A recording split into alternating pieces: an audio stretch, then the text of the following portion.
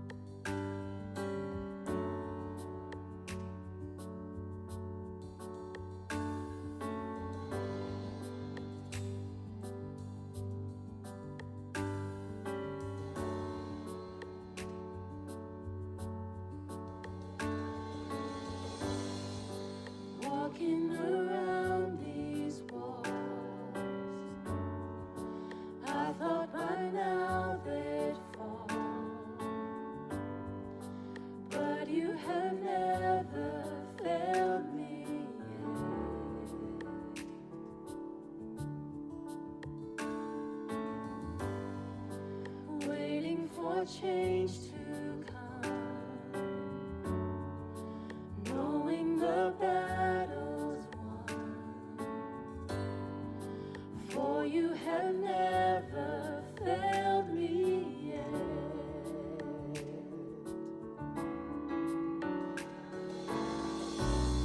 Your promise still stands, great is your faithfulness, faithfulness.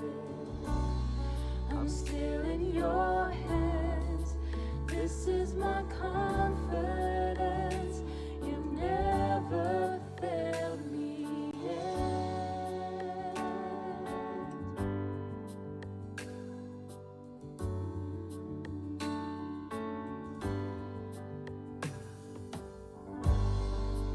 I know the night won't last, your word will come to pass, and my heart will sing your praise again. Jesus,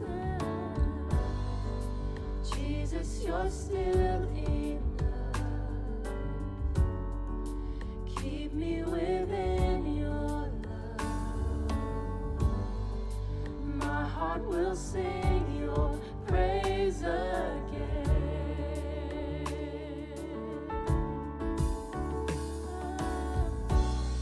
Your promise still stands.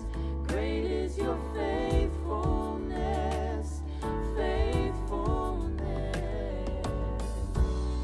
I'm still in your hands. This is my confidence. You never fail. Your promise still stands. Great is your faithfulness, faithfulness. I'm still in your hands. This is my confidence. You never failed me yet.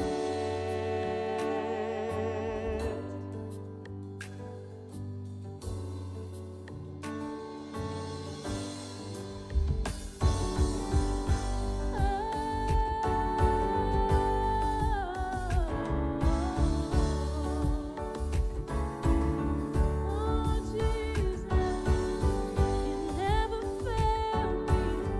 You haven't failed me yet.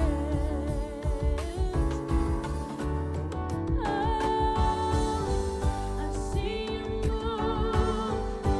move the mountains, and I believe I'll see you do it again. You made a way where there was no way, and I believe I'll see you do it again. I've seen you move the mountains, and I believe I'll see you do it again. You made a way where there was no way, and I believe I'll see you do it again.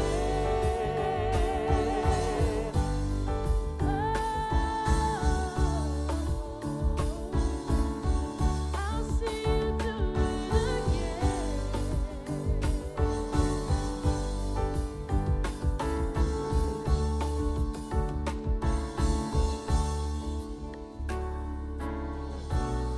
Your promise still stands. Great is your faithfulness, faithfulness. I'm still in your hands. This is my confidence. You've never failed me yet.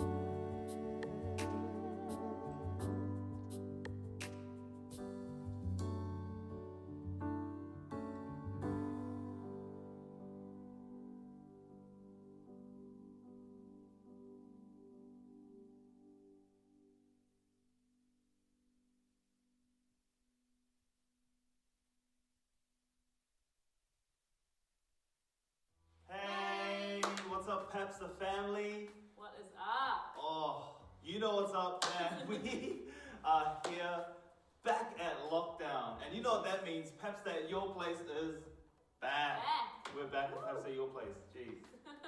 What we've got today, though, is Wednesday. Yes, we're recording this on Wednesday, so we've just heard the news late last night. So I'm sure, like you, we're a little bit, kind of uneasy and trying to figure out what's happening. But, you know, we've been here before. We have been here before, and perhaps at Your Place, we're just going to make sure that we stay connected throughout this time, and make sure that we're praying for you, we're thinking of you, and we want to provide a space where we just get together as a Pepsi family, as we always like to do. So that's awesome.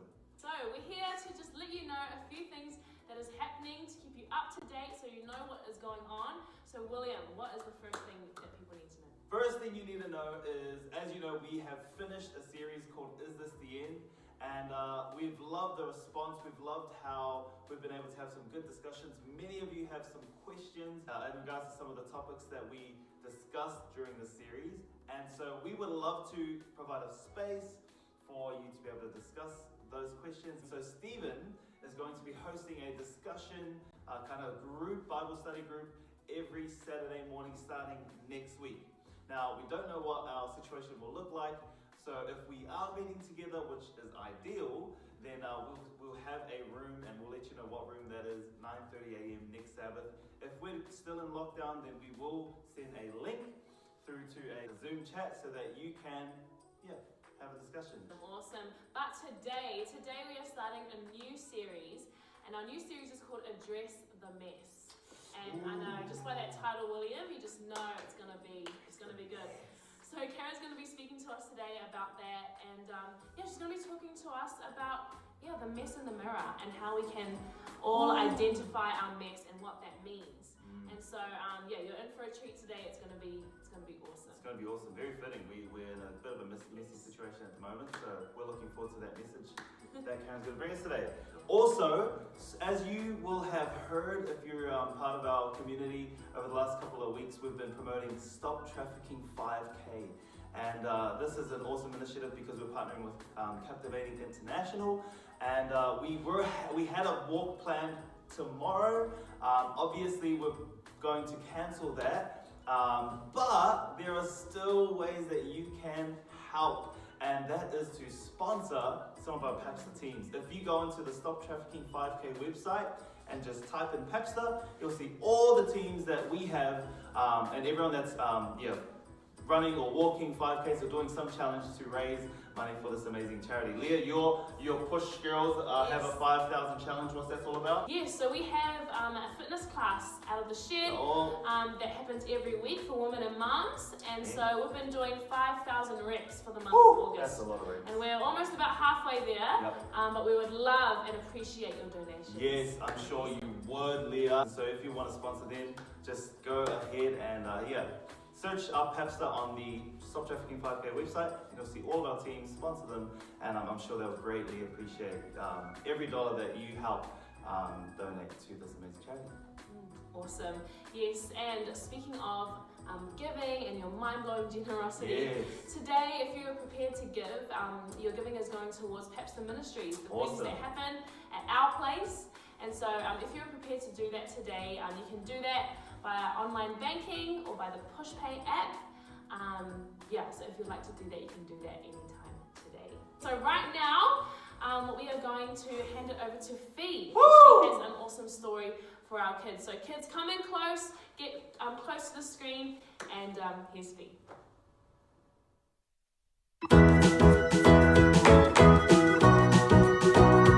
Hi everyone, and welcome to a short and sweet episode of Epic Time. My name is Fee, and this morning we're going to take a look at a beautiful Bible story. This morning's Bible story is about a man named Matthew. Now Matthew was doing and had done some things that weren't so good. Matthew had quite a messy life, and not a lot of people wanted to hang out with Matthew. But you know what? Someone special did. And someone special called Matthew to follow him, and Matthew's life was changed for the better. It's a cool story, so make sure that you're paying attention, that you are listening carefully, and that you're watching closely. And also think about how this someone special can also help us in our own lives. Okay, let's take a look and enjoy. This is Jesus, Heyo!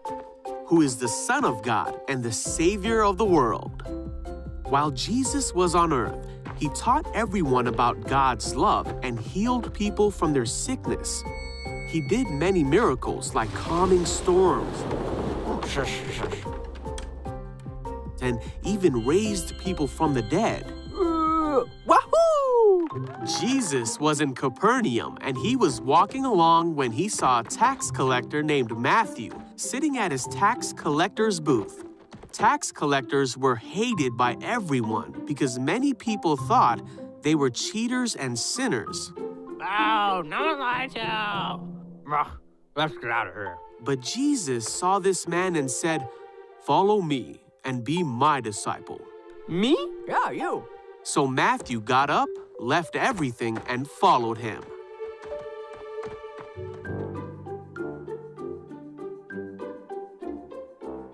Later, Matthew held a banquet in his home Hey, Jesus. with Jesus as the guest of honor. You're here. Oh, thank you. Many of Matthew's fellow tax collectors and other guests also ate with them. Yuck. Hey, you! But the Pharisees and their teachers of religious law complained to Jesus' disciples, "Why do you eat and drink with such scum?" Hold on there. When Jesus heard this, he told them, "Healthy people don't need a doctor. Sick people do." Then he added, "Now go on and learn the meaning of this scripture. I want you to show mercy, not offer sacrifices. For I have come to call not those who think they are righteous, but those who know they are sinners." So Matthew went on to be one of Jesus' 12 disciples and followed him throughout his time on earth. He even wrote a book in the Bible about Jesus' time on earth, and he served God for the rest of his life. Thank you so much for that, Fee. That was awesome. You know, when I was thinking about a song that would really fit for our new series, Address the Mess, I couldn't get past this one, and it's called Graves into Gardens. And it talks about our God that loves mess, and a God that takes that mess and turns it into beauty. A God that takes, our shame or our pain, and he turns it into something that can be used for his glory. And so we're going to sing that right now, and as you listen, I'd love you to think about those times where God has maybe taken something that's been messy in your life and turned it into a way that you can glorify him. So listen to the words, sing along as you learn it and as you hear it, and we pray this blesses you.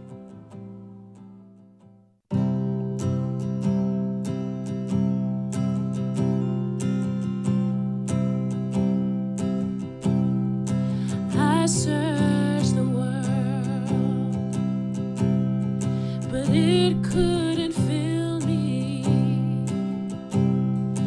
Man's empty praise and treasures that fade are never enough. Then you came along and put me back together. Desire is now satisfied here in your love. Oh, there's nothing better than you. There's nothing better than you. There's nothing is better than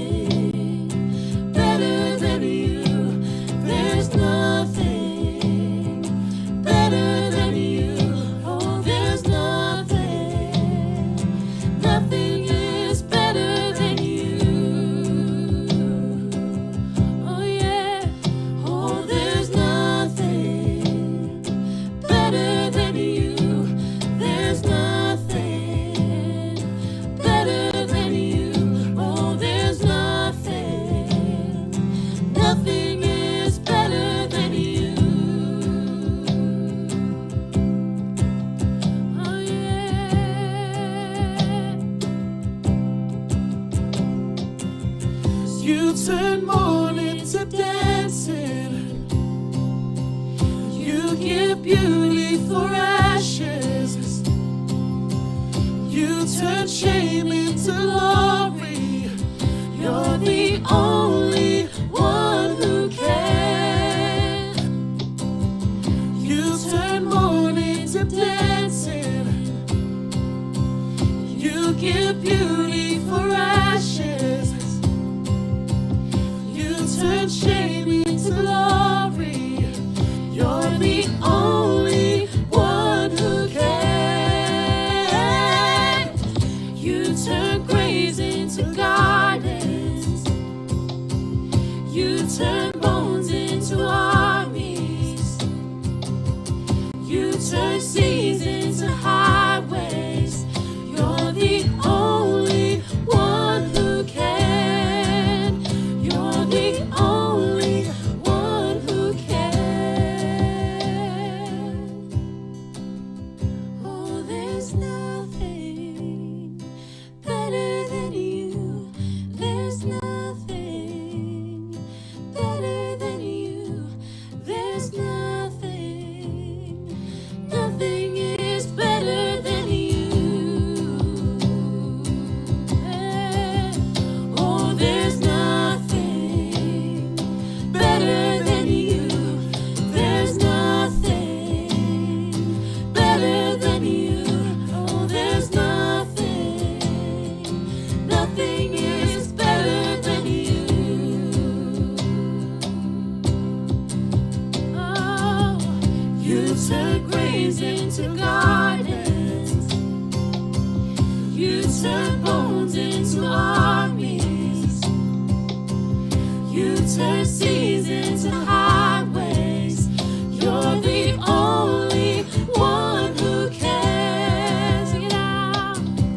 You turn graves into gardens. You turn bones into armies. You turn seas into highways. You're the only one who can. You're the only one who can. Yes, you are. You're the only one who can.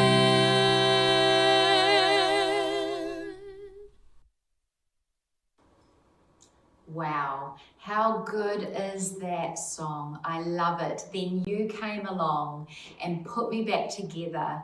Lord, there's nothing better than you. I love that. That is going to be the anthem of our series. So I just think it's amazing that we get the opportunity to learn that together. Wow, who would have thought? Here we are back again at level 3. It's been a bit of a crazy week, but we are excited to be back with you for Papster at your place. And we're excited to start our new series with you, Address the Mess. You know, there's a phrase that some of you may have heard before, but you may not be aware of the very long history that it actually has. It actually has been around for longer than all of us. And it's the phrase, hot mess. This phrase actually goes all the way back to the 19th century. Back then, a hot mess referred to food, like a mess hall or a mess kit. A hot mess referred to food, especially in the context of the military. Then in the 20th century, it took on a different meaning. It was still a military term, but a hot mess referred to a dangerous environment, a firefight where a group of soldiers were in a dangerous situation. They'd say they've got themselves into a hot mess. But now, in the 21st century, with the evolution of the word hot to also mean attractive, a hot mess is actually defined as an attractive disaster. Somebody whose life is in a bit of disarray, yet they remain somewhat functional and somewhat attractive. Someone whose life or a portion of their life is messy, is in disarray. Things are not going that well. They've created a mess. They're in a mess, or a mess is happening around them, but they're still functional. They still show up for work. They still show up for school. They look a whole lot better than their circumstances would predict. This is often our goal, right?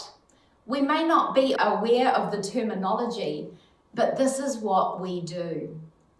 Regardless of what's going on at home, we show up at work, or we show up at school or church, and we smile.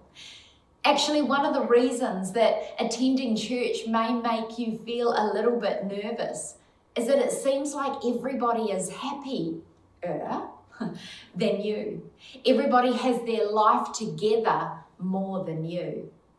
But let me assure you, you are surrounded by a whole bunch of mess. If you were at church here today, you'd be surrounded by rows and rows and rows of hot messes. We all have a mess going on somewhere in our lives. We just clean up good. That's the nature of a hot mess. So when we talk about mess in this series, we're talking about all kinds of mess. We're talking about money mess, because you may have gotten yourself into a financial mess because of debt or something beyond your control. Maybe you're experiencing a family mess. Your marriage isn't going so well, or it was going well for a time, but then something happened and you got into a relational mess. Some of us are in a health mess, either of our own doing or again because of something outside of our control. Some of us might just look in the mirror and say, I'm a mess. At some point, wardrobe just isn't going to be able to compensate for this. In any area of our life, we can be a mess. Professional, academic, financial, relational, in all areas. Unfortunately, we are capable of creating messes pretty much everywhere.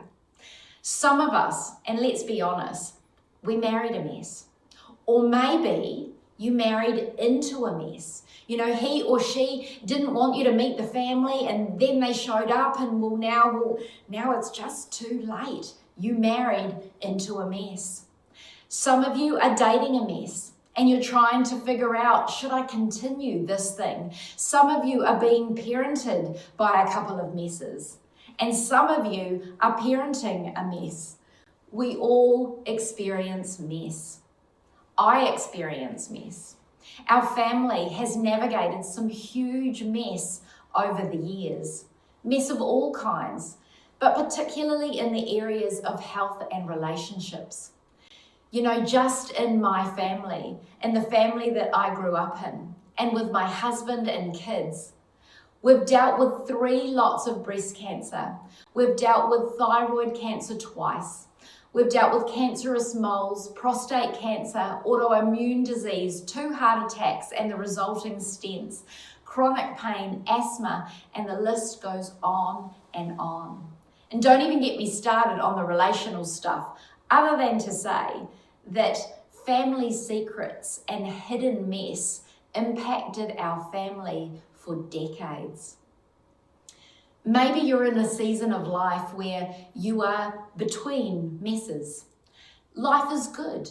It's been 6 months since you've been in a mess. You're finally just wrapped up a mess maybe. And that's the way life goes. But we're also just one dumb decision away from creating a brand new mess. Okay, I think we've got the point, hey? The thing that we all have in common is that life is messy. Sometimes it's messy because we create the mess. Sometimes we inherit mess. And sometimes we just look up and there is mess all around us. But it's not just you. It's not just your life. It's not just your family. It's not just your marriage or your grades. The mess of life is so often what brings us together. And here's why that's so important to think about. It means that when you see somebody else's mess, or when you see somebody making a decision and you think to yourself, you're about to make a great big mess of that. Or you might think, you're going to regret that. Or if you are going to continue to live that way, if you continue to talk to your wife that way or your kids that way, you're going to create a mess. Before we're critical, we need to remember that we are also a mess. And when it comes to people around us whose lives are messy, we should be students, not critics. Because here's something we know. When we hear the story behind someone's mess, we see them differently. When we hear the story, when we hear the circumstances around their mess and what created the mess and where they came from, we often breathe a little deeply and suddenly we feel a little bit more for them. We become a bit more empathetic than critical. We should all be students rather than critics. In fact, one of the reasons that people shut down this whole church thing, one of the reasons may be that you are watching rather than joining, is that at some point in life, you were around some Christians and you may have been experiencing a messy time. You were in a messy relationship or a messy marriage. Things weren't going well for you financially. And you got around some Christians and they were so critical and they didn't listen to your story. They didn't ask about how you felt. They didn't ask about what was going on for you. There was little to no compassion. And you thought, well, if that's the way that Christians are, forget it. And you know what? We earned that. And so often we have deserved that. But as we explore this topic together, and as we look at what Jesus has to say, we will discover that we should be students rather than critics, especially when it comes to other people, because we have all been a mess. And because we're all just one dumb decision away, or one dumb decision that somebody else is going to make away from our next mess. Jesus actually said, before you get all hyped up, I think that might be a translation that I might have had something to do with. But Jesus said, before you get all hyped up about the mess that somebody else has made of their life, go look in the mirror. And when you look in the mirror, do a little history lesson, because the person in the mirror has some messes in their past. So be careful how you judge other people. Imagine where the church would be, Papster. Imagine where we would be today, where Christians would be. Imagine the reputation of the church if we had gotten just this one thing right. So what does God think of our mess? Well, God isn't scared of mess. That's really important for us to know. In fact, He's in the business of mess. The mess we have in common is the mess that brought God near. For God so loved the mess. For God so loved the messy world. For God so loved the messy people of the world. He chose to come near. And He chose to come and address our mess. And when Jesus showed up, it was a surprise. In fact, one of the reasons that people didn't recognize Him for who He was is because in the ancient world, actually much like our world today, when people thought about God or the gods addressing the needs or disaster or messes of people, they expected a judge. They expected punishment. They expected lightning bolts. They expected criticism. They expected a God that was going to get in their face and punish them and never even ask about their story. They expected the worst. And when Jesus showed up, He introduced a word into the mess of our world that was so unusual at the time. It was so astounding. It was so out of this world. It was so unexpected. He introduced the word grace, and nobody expected it, and nobody saw it coming, and most people missed it. And sadly, most people still miss it today. So if your life is a mess, if you're a hot mess, if you've got a mess in one part of your life, but you're trying really hard to look good and stay functional, we get that. All of us have that in common. But what we need to know is that this grace is for us. Because at the heart of the gospel, Jesus came into our world, not just for the sake of, not just because he felt sorry for, but because of the messiness of the world and how much he loves us. Our mess, the mess that we are in right now, has the potential to bring God near in a way like we have never seen before. You know, one of the most famous verses in the Bible is John 3:16. God so loved the world that he gave his only son. In other words, God so loved the messy world that he came near. But it's better than that. Because the verse after John 3:16 is the one that doesn't get much airtime, in my opinion.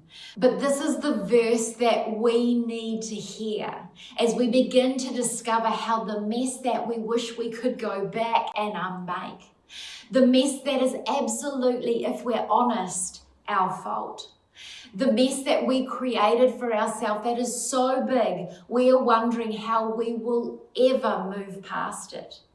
This very mess might be the thing that God uses to introduce himself or reintroduce himself to us in the most personal way possible. Here's what John writes after John 3:16. Because it keeps going. We're actually meant to read verses 16 and 17 together. For God didn't send his son into the world to condemn the world. He sent his son to save, to rescue, to deliver the world through him. Jesus didn't come into our world to get into the faces of all us messy people and say, do you realize what a mess you have made of your life? Do you realize what a mess you've made of your marriage? What a mess you've made of your friendship? What a mess you've made of your reputation? What a mess you've made of your academic future? What a mess you've made? No. God, through Jesus, showed us that he came into this world to enter the lives of messy people, to rescue them from their mess, to rescue us from ourselves. One day Jesus, he's in the temple teaching, and the Pharisees and the teachers of the law drag in a woman who has messed up her life. You may have heard the story before. She's accused of adultery. She's messed up her marriage. She's messed up somebody else's marriage, and she's destroyed her reputation because now everybody knows what she's done and they know who she is. And after a conversation with her accusers, Jesus stands up and he says to her, "Look at me. I don't condemn you." In other words, I'm not going to sentence you. And then he says, leave your life of sin, or leave the mess behind. Walk away from it. Don't let it hold you down. Look at me. On another day, Jesus walked up to Matthew, who was a tax collector. Tax collectors were the most hated people in the society, you know, and there's a big crowd around. And Jesus says, Matthew, I want you to follow me. And everybody knew Matthew was a mess. And everybody knew who Jesus claimed to be. And suddenly there's tension. And Matthew stands in front of everyone and he follows Jesus back to his house. Because Jesus said, Matthew, come with me. And one day Jesus is in part of the country that he's not supposed to be because he's a Jew. And Jews and Samaritans don't get along. And he stops at a well in the middle of the day when it's blisteringly hot, when no one should be out. And a woman comes to the well all by herself. And her life is a mess. She's been married 5 times. That's a lot now. That was a whole lot back then. And the man that she's living with isn't her husband. This woman has a long history of making messes and trying to correct messes that she's already made, and she's making things even messier. And it's just her and Jesus by the well.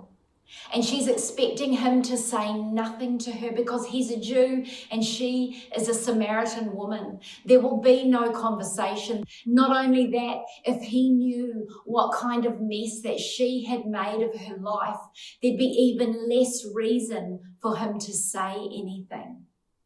And Jesus says to her, come close to me. I will quench the thirst that you have been trying to quench your whole life. Come close to me. There is example after example of Jesus connecting and hearing and healing while he lived here on earth. And again, at the very end, he has another interaction with another mess. A man who has messed up his life so completely that he's been arrested and he isn't even trusted to serve a sentence in prison. His only use, the only thing that he is good for anymore, is to serve as an example to others of what not to do. He is condemned to die. He's condemned to crucifixion. And Jesus says, you are coming with me. Today you'll be with me in paradise. You are coming with me. And the amazing thing, church, the thing that I don't want you to miss, no matter how messy your life is, no matter how deep the mess is, or how much of it is your fault, or the fact that you told another lie to get out of the first lie that resulted in another lie, and you dug your hole deeper and deeper. Regardless of your mess, here's what Jesus offered these messy people that he offers us as well. This is the gospel. Don't miss this. This is Jesus' message. Do you know what he offers? He offers himself as the solution.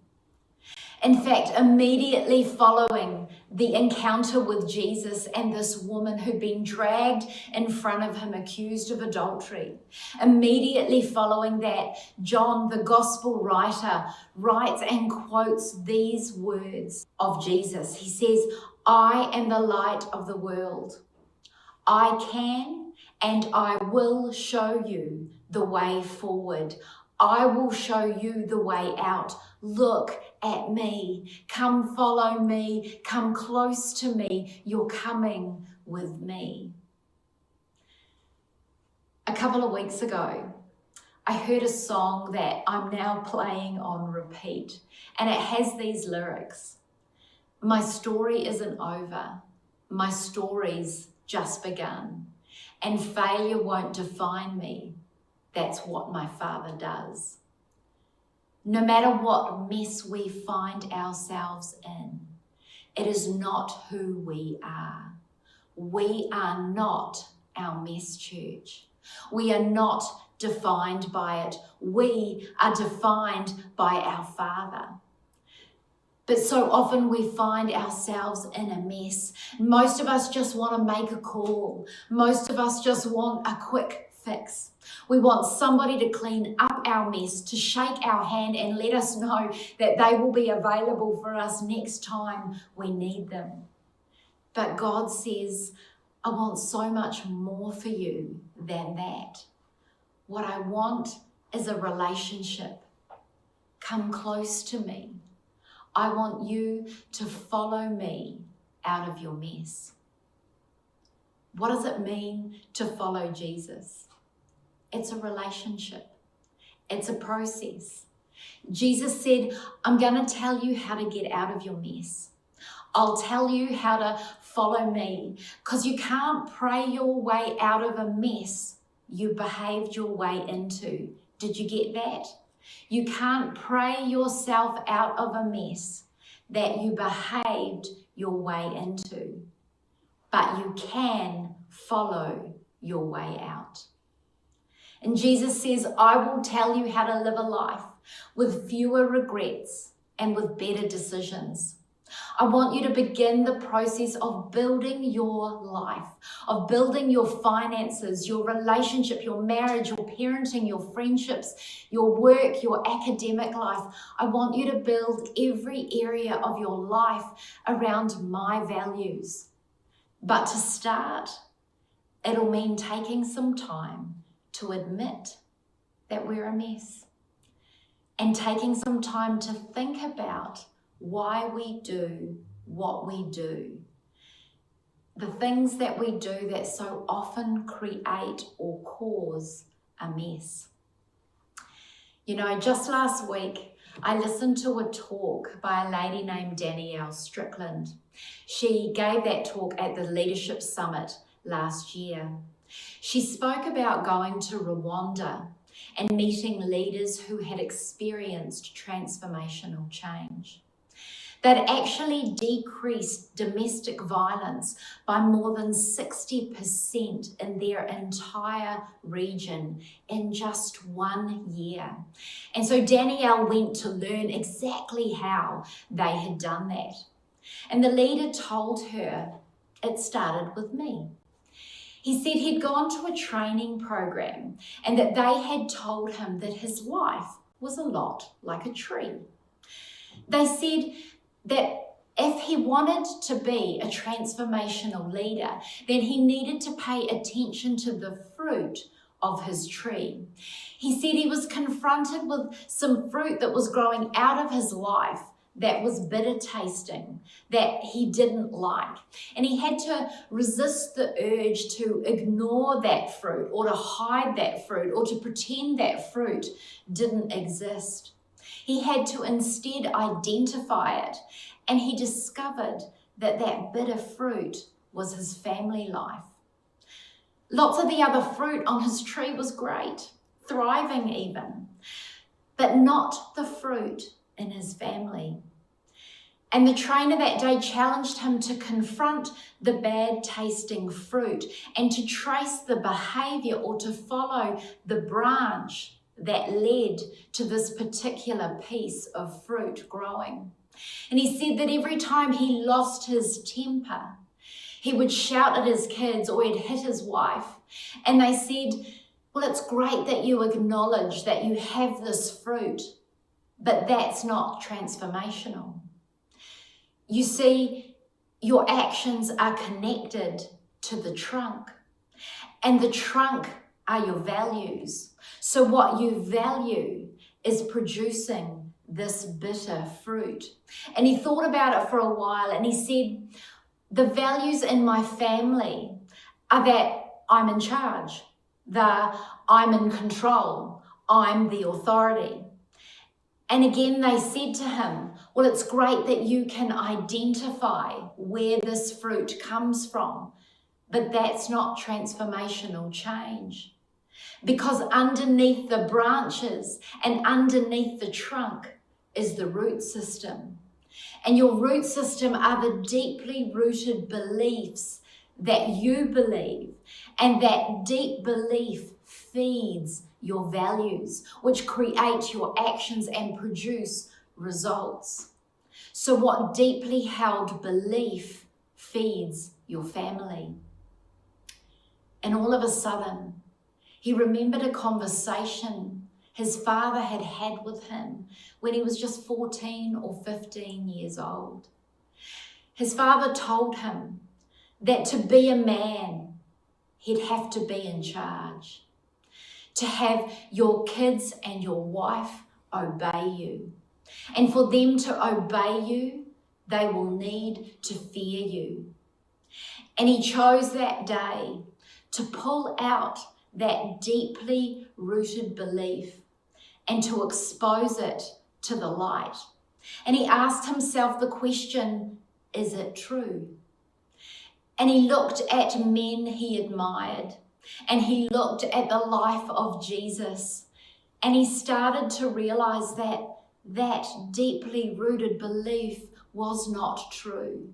Rather, it was the values like love and protection, service and kindness that were true. And he chose that day to reject the false belief and to replace it with the truth. And when he did that, his values and his actions began to change. Instead of control, he began to value connection. Instead of valuing authority, he began to value intimacy. He began to value relationship. And instead of exploding and yelling, he began to ask questions. And his family was transformed. And before long, those watching on began to ask him what was going on. And he told them about the tree. And he talked them through the tree. And then they did the same with their family. And on it went. It begins with me. It begins with you.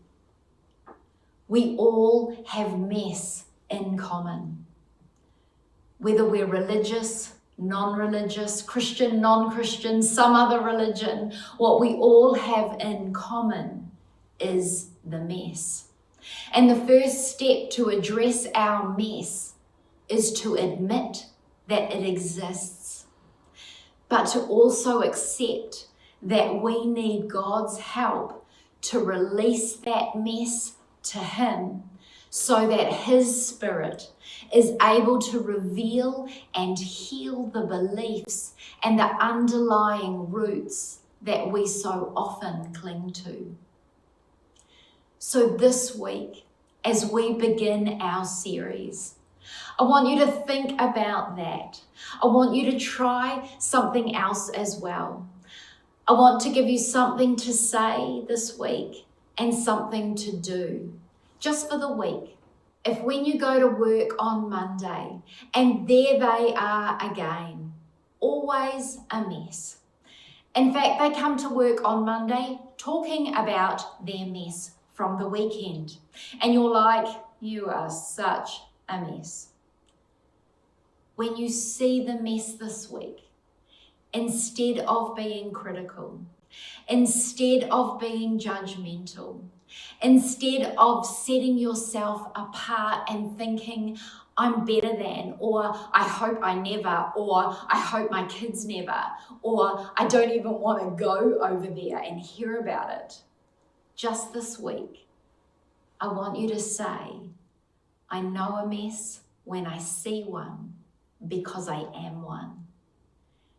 And I want you to pray this prayer. Jesus, help me to show grace like you offer me. Let's pray. God, we're just so grateful that in our mess, you love us still, that we are not defined by our mess, but you are defined by how you see us, by how you love us. But God, you don't want to leave us in our mess. You came to address our mess.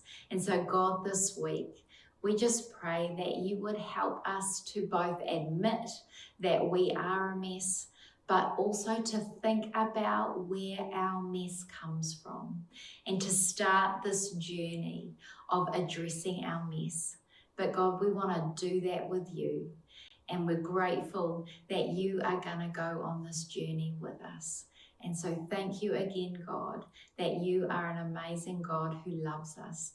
Thank you that you came not to judge us and not to condemn us, but to save us, to rescue us, and to redeem us. We love you. Amen. Awesome. Thank you so much, Karyn, for sharing with us that powerful message, kicking off our Address the Mess series. And yes, the mess in the mirror. I love especially what you said about how when we see mess, oftentimes we judge. But next time we see it, say to yourself, I know a mess when I see one because I am one. Yes. I think that's so powerful. That changes how we see mess. And yes, I am very messy. Jess will know that. I love it. So yes, thank you so much, Karyn, for sharing with us that message.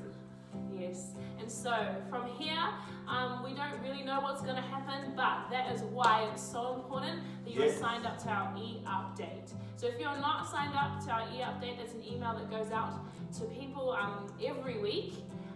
Head to our website right after this and make sure you sign up, because we're going to put everything that you need to know, what's happening and any updates there. So make sure you sign up for that. You're following us on Facebook and all those good things. Yeah. Awesome. Well, that's it from us. Until we see you next time, either in person or online, stay safe, be kind, and address the mess.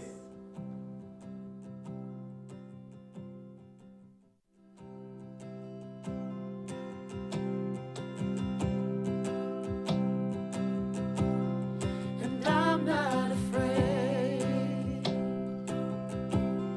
to show you my weakness,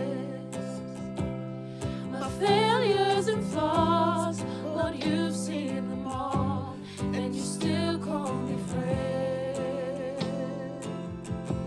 'Cause the God of the mountain is the God of the valley, and there's not a place your mercy and grace won't find me again. Oh, there's nothing better than you. There's nothing better than you. Oh, there's nothing.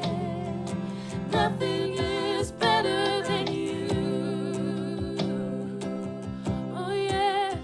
Oh, there's nothing better than you.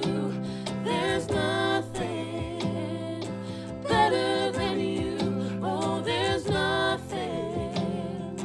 Nothing is better than you. Oh yeah.